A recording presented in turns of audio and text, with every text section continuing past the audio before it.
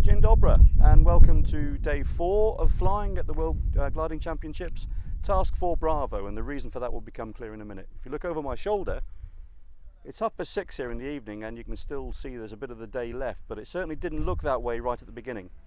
So we had our complicated Met brief again this morning at briefing, and the original idea was to send us out west into what looked like a pretty unappetizing sky. Sanity prevailed and they retasked in the end and sent us out to the east in what was scheduled to be improving conditions, but it didn't look like it. People were struggling at the start to stay airborne. I got a very helpful tip from our neighbours. They've got their own Met man with them, who said at 2 o'clock there will be cumulus clouds.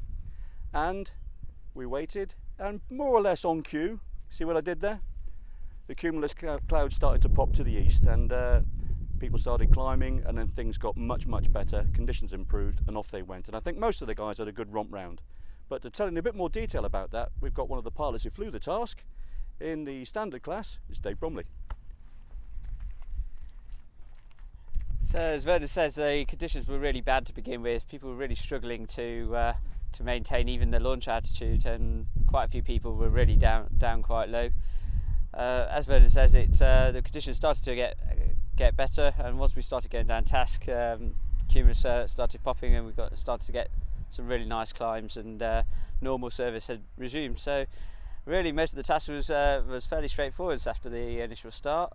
A couple of low points on the final glide just to get back into about 15 knot headwind, but jobs are good enough. All the pilots I think had a really good fight, and all improved their places, so roll on tomorrow.